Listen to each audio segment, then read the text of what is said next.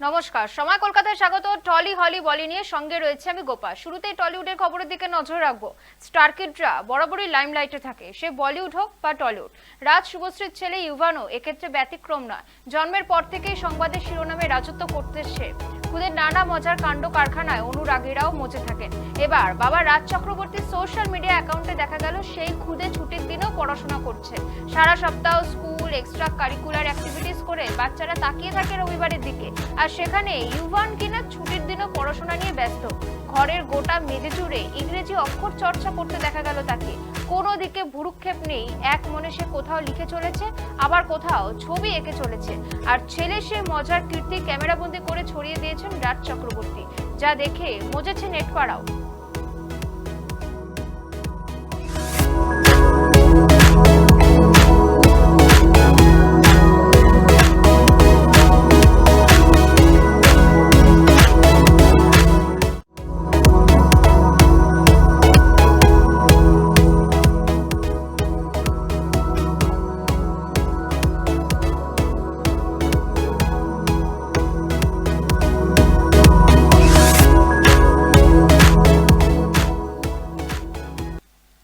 সোমবার সপ্তাহের প্রথম দিনে মেয়ে হওয়ার খবর ভাগ করে নিলেন অনিন্দিতা সুদীপ। ছোট পর্দার জনপ্রিয় অভিনেত্রী অনিন্দিতা রায়চৌধুরী সমাজ মাধ্যমে আনন্দে ফেটে পড়ে জানিয়েছেন তিনি নতুন মা হয়েছেন। একই অনুভূতি সদ্য বাবা হওয়া অভিনেতা সুদীপেরও। হাসপাতাল থেকে বেরিয়ে সুদীপ জানান, আমার বাবা মেয়ে চেয়েছিল, বদলে আমি হয়েছি। বাড়িতে একটাও মেয়ে নেই, খুবই আক্ষেপ ছিল। অনিন্দিতা সেই অভাব পূরণ করে দিল। খুব ভালো লাগছে। মা এবং মেয়ে দুজনেই সুস্থ আছেন বলে জানান সুদীপ। এখনো সদ্যজাতের নাম ঠিক করা হয়নি। ইতিমধ্যে খুশির খবর ছড়িয়ে পড়েছে টলিপাড়ায়। তিনি আরো বলেন, মেয়েকে আত্মরক্ষার জন্য মার্শাল আর্ট শেখাবেন।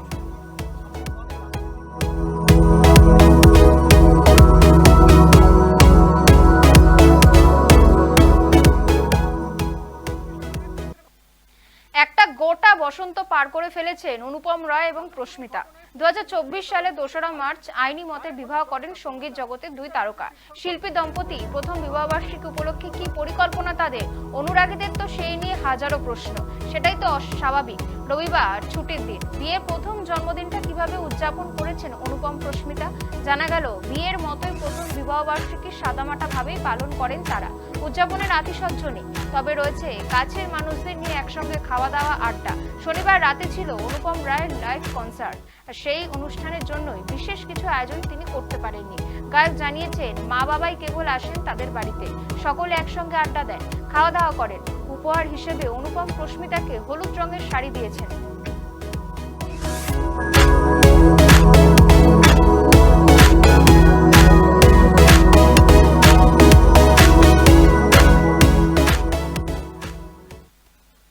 অস্কার 2025-এর মঞ্চে সঞ্চালক তথা কৌতুক অভিনেতা কোনান ওব্রায়ান আগেই জানিয়েছিলেন, কথার মাঝে মাঝে থাকবে নানা বিষয় নিয়ে মজার মন্তব্য।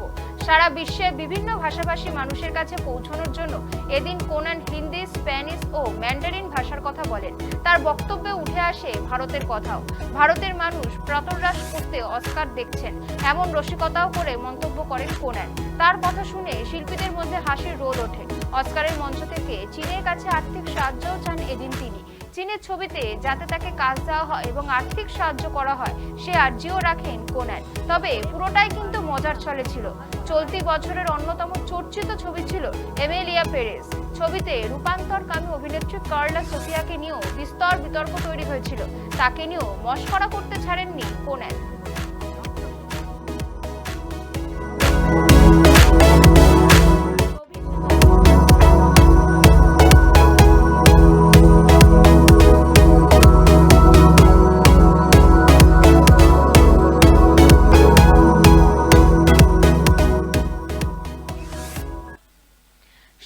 তম একাডেমি অ্যাওয়ার্ডসের মঞ্চে একটি ভারতীয় ছবিও পুরস্কার ঘরে তুলতে পারল না। প্রিয়াঙ্কা চোপড়া প্রযোজিত অনুজা ছবিটি সেরা লাইভ অ্যাকশন স্বল্প দৈর্ঘ্যের ছবির বিভাগে মনোনীত হয়েছিল।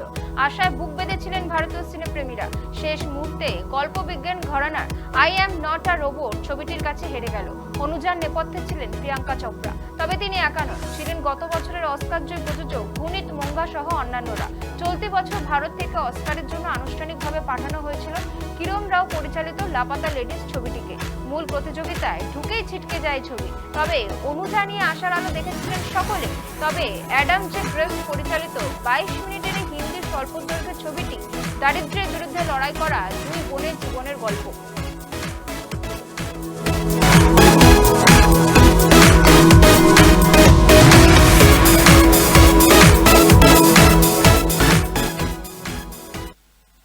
এবার নজর রাখবো বলিউডের খবরের দিকে।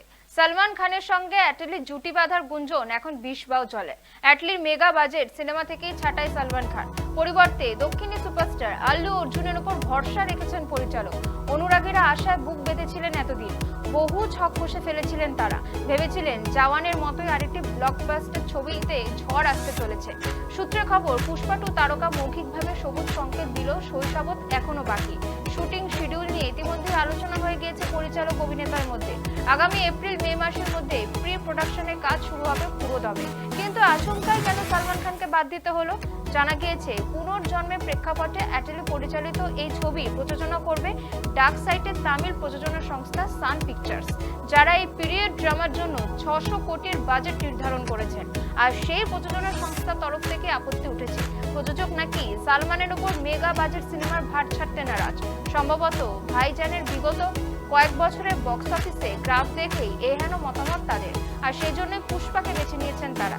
জানা গিয়েছে, অ্যাটলির চিত্রনাট্যটা এমন ভাবেই তৈরি করেছেন যেরকম পিরিয়ডিক গল্প আগে কোনোদিন সিনেমার পর্দায় দেখাই যায়নি। কাল্পনিক জগতের আধারে ছবিতে থাকবে রুদ্ধশ্বাস সব দৃশ্য। অ্যাটলির প্রেমে যোদ্ধার অবতারে চমক দেবেন আল্লু।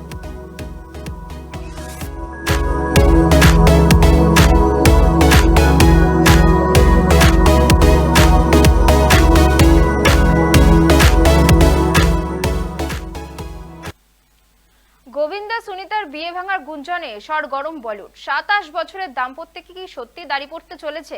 মারাঠি নায়িকার সঙ্গে পরকীয়ায় জড়িয়েছেন গোবিন্দা, তাই তিনি 3 দশকের সংসার থেকে বেরিয়ে আসার সিদ্ধান্ত নিয়েছেন। এমন নানা গুঞ্জন ভেসে বেড়াচ্ছে চারিদিকে। যদিও সুনিতা স্পষ্ট জানিয়েছেন, তার আর গোবিন্দার ঘর কিছুতেই ভাঙতে পারে না। দুজনকে আলাদা করা কারো পক্ষে সম্ভব নয়। সুনিতার বক্তব্যে সেই ভিডিও সমাজ মাধ্যমে ভাইরালও। সুনিতা বলেন, কার এত সাহস আছে যে আমাদের দুজনকে আলাদা করবে? সুনিতা আরো জানিয়েছেন, এক বাড়িতে থাকেন না তারা। শুধু তাই নয়, সুনিতা বলেছিলেন আগামী 7 জন্মে আর গোবিন্দাকে স্বামী হিসেবে পেতেই চায় না। তাছাড়া গোবিন্দা নাকি সুনিতাকে আইনি নোটিশও পাঠিয়েছিলেন। গোবিন্দার আইনজীবী সে কথাও জানিয়েছিলেন, এই সবকিছুই গোবিন্দা সুনিতার ডিভোর্সের চর্চায় কার্যত ঢি ফেলেছে।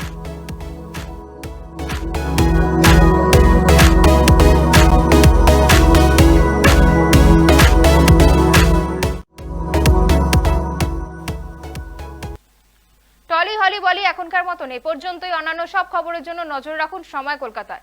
সময় বলবে সময়ের কথা।